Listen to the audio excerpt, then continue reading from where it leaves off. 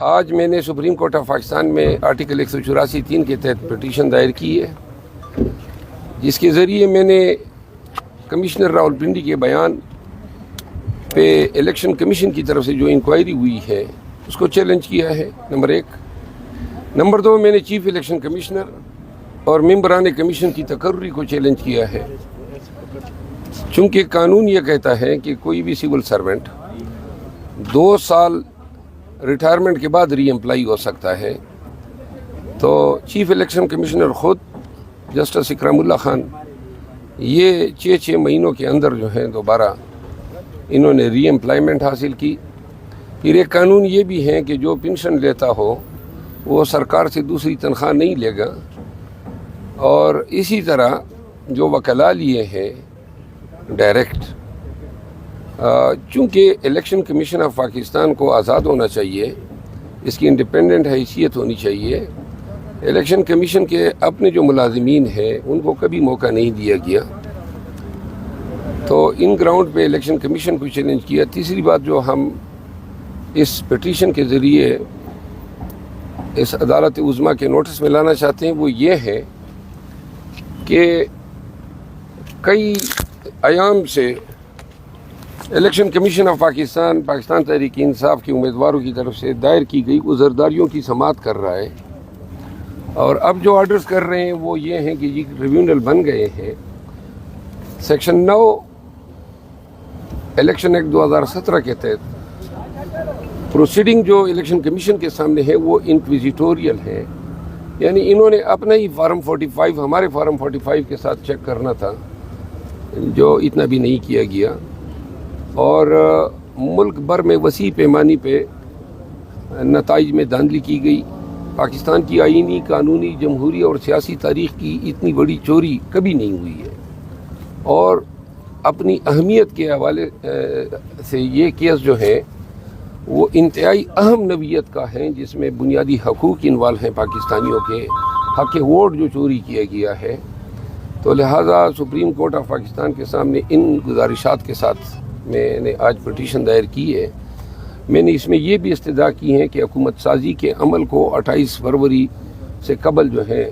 اس کو سٹے کیا جانا چاہیے، تاکہ اگر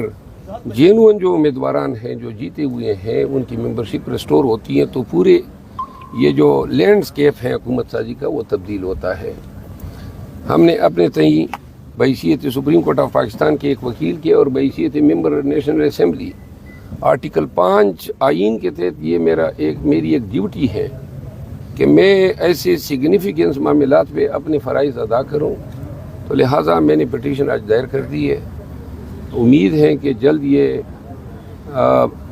بینچ کے سامنے مقرر ہوگی۔ اس میں انتہائی اہم نوعیت کے معاملات میں نے اٹھائے ہیں، اور جس پہ پاکستان کی سیاسی اور جمہوری تقدیر جو ہے وہ انحصار کرتی ہے۔ امید ہے کہ سپریم کورٹ آف پاکستان کی میری استدعا تو یہ ہے کہ پوری سپریم کورٹ اس کو سنے، کیونکہ اس سے اہم نوعیت کا مقدمہ کبھی آیا ہی نہیں ہے۔ اچھا شیر افضل مروت صاحب، آج آپ نے سپریم کورٹ میں پٹیشن دائر کر دی ہے۔ 28 فروری کو آپ نے کہا جو حکومت بننے جا رہی ہے، حکومت سازی ہوگی، اس کو روکا جائے، یہ مطالبہ کیا گیا آپ کی جانب سے، تو کیا اس وقت ملک افورڈ کر سکتا ہے، اور کتنا اس کو مزید لنگر آن کیا جا سکتا ہے؟ کیونکہ اگر یہاں سے روک دی جاتی ہے تو پھر معاملات تو بہت آگے چلے جائیں گے۔ نہیں، سپریم کورٹ صرف اتنے دورانیے کے لیے روک دے کہ جب تک یہ اس مقدمے کو فیصلہ کر لے۔ اب بڑا آسان سا ہے، جو کمشنر راولپنڈی کا بیان ہے اس کے بعد اس کے تاثر کو زائل کرنے کے لیے ڈی آر او سے بیان دلوائے گئے، پھر اس کو مجبور کر کے دوسرا بیان دلوایا گیا۔ ملک میں بہت ساری سیاسی شخصیات نے، پارٹیز نے، بشمول جماعت اسلامی، پیر پگاڑا صاحب، اچکزئی صاحب، ان سب نے ان الیکشن کا جو ہے وہ ان کو رگ کہا ہے، تو لہذا یہ انتہائی سنگین نوعیت کے الزامات ہیں ان ڈی آر اوز کے خلاف، ان آر اوز کے خلاف، الیکشن کمیشن کے خلاف۔ ان کی تحقیقات تو ہونی چاہیے نا، اب تحقیقات کا بھی حق نہیں ہے، اور جو انہوں نے فارم 47 بنتا ہے فارم 45 کی بنیاد پہ، آج تک ایک فارم 45 نون والے، پیپل پارٹی والے، MQM والے میڈیا کے سامنے نہیں لا سکے کہ جی یہ ہمارے فارم 45 ہیں، اور ہم اپنے سارے فارم 45 بھی لائے ہیں، دیگر آزاد امیدواران کی بھی لائے ہیں، پولیٹیکل پارٹیز کی بھی لائے ہیں ایک ہی حلقے میں۔ اب 24 فارم 45 ایک جیسے ہیں، اور فارم 47 جو ہے وہ کس فارم 45 پہ بنائے ابھی تک نہ ہمیں علم ہے نہ الیکشن کمیشن آف پاکستان کو علم ہے، تو لہٰذا اس کی جانکاری ہونی چاہیے۔ ان کو حکومت بنانے کی جلدی ہے۔ آج جو پنجاب اسمبلی میں اجلاس بلایا ہے، اس سے یہ تاثر مل رہا ہے کہ ان کو شاید سمجھ آ رہی ہے کہ اب وہ اگر تاخیر ہوتی ہے تو حکومت نہیں بنا پائیں گے،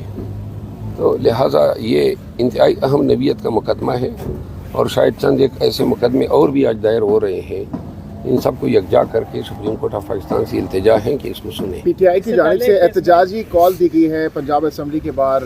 تو کیا آج کے دن احتجاج کرنے سے کوئی فائدہ ہوگا؟ کیونکہ نون لیگ ایک کلیم کر رہی ہے کہ ہم نے نمبرز پورے کر لیں، بلکہ 200 کی فگر اس وقت بتائی جا رہی ہے جو کہ ان کے پاس ہیں ممبران۔ یہ 300 کی فگر بتا دیں کہاں سے لا رہے ہیں، یا تو لوٹے جو ہیں بنوا کے اپنے ساتھ شامل کر رہے ہیں، یا پھر جو چوری شدہ نشستیں ہیں ان پہ اپنے بندوں کو بتا رہے ہیں۔ تو یہ 300 بتا دیں یا 200 بتا دیں، کوئی فرق نہیں پڑتا۔ تو اگر وہ کے حوالے سے ایک درخواست سپریم کورٹ میں آئی جس میں چیف صاحب نے درخواست گزار کو جرمانہ